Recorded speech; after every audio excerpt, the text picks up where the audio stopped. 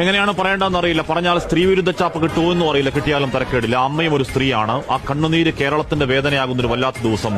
അത് പറയാൻ കഴിവില്ലെങ്കിൽ പിന്നെ ഈ കോട്ടുവെടുത്തിട്ട് ഇവിടെ വന്നിരുന്നിട്ട് കാര്യമുണ്ടോ? വീടിന്റെ ഉമ്മറ പകാലത്തിൽ അവസാന യാത്രയ്ക്ക് ഒരുങ്ങിക്കിടന്നവന്റെ ജന്മദിനം ഇന്നലെയായിരുന്നു. പ്രായം കേവലം 42 ഉള്ളൂ. ആ താടി കൂട്ടിക്കെട്ടി ചേതനയില്ലാത്ത മുഖത്തേക്ക് നോക്കി, മുത്തേ നിന്റെ മുഖമൊക്കെ മാറിപ്പോയല്ലോടാ മോനെ എന്ന് വേദനിക്കുന്ന ഒരു പെറ്റവയറിന്റെ വേദന കണ്ടു നിൽക്കാവുന്നതാണോ? ലോകത്തിലെ ഏറ്റവും വലിയ വേദനയുടെ പേര് അമ്മയുടെ പുത്രദുഃഖമെന്നാണ്. ദീപകിന്റെ തലക്കൽ കൊളുത്തിവെച്ച നിലവിളക്ക് പോലെ അച്ഛനും അമ്മയ്ക്കും കുടുംബത്തിനും ആ വീടിന്റെ ഒരേ ഒരു വെളിച്ചം താനെയങ്ങ് കിട്ടുപോയതല്ല. റീച്ചിനും ഷെയറിനും വേണ്ടി അഹങ്കാരത്തിന്റെ പരകളിൽ ഒരു സ്ത്രീ അടിച്ചു കെടുത്തിയതാണ്. ഒരു കുടുംബം നാനാവിധമാക്കിയതാണ്.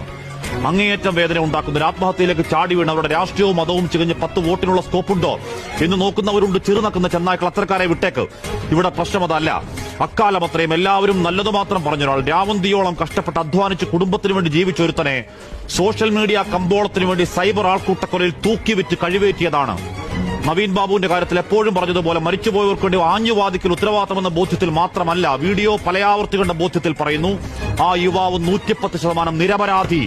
ഭാരമുള്ളൊരു ബാഗ് ഉയർത്തുമ്പോൾ അറിയാതെ പറ്റിയത്, റീച്ചിന് പറ്റിയ ഒരു കോപ്പ് കിട്ടിയ ആനന്ദത്തിൽ ചിരിച്ചുകൊണ്ട് ലൈംഗികാതിക്രമം പകർത്തിയെന്ന് ആരോട് പറയാനാണ്? ആദ്യമിട്ടൊരു വീഡിയോ എറിച്ചില്ല. പിന്നെ ആ സ്ലോ മോഷൻ പല ആംഗിളിൽ എഡിറ്റ് ചെയ്ത് സാരോപദേശം തള്ളിക്കയറ്റിയ വീഡിയോ ഇന്നലെ അപ്പോൾ 27 ലക്ഷം പേര് കണ്ടെങ്കിൽ ഒരുത്തനെ പച്ചയ്ക്ക് വെട്ടിക്കീറി ഇറച്ചി കഷ്ണം വിൽപ്പനയ്ക്ക് വെച്ചതിന്റെ കൂലിയാണ്. കഷായം ഗ്രീഷ്മയ്ക്കും കൂടത്തായി ജോലിക്കും വേണ്ടി വാദിച്ചവർ ഇവിടെയും ഒരു ഹാഷ്ടാഗ് അവൾക്കൊപ്പം ഉണ്ടാക്കി ഇറങ്ങുന്നുണ്ട്. സ്ത്രീപക്ഷ കാപട്യങ്ങളെ നാണമുണ്ടോ?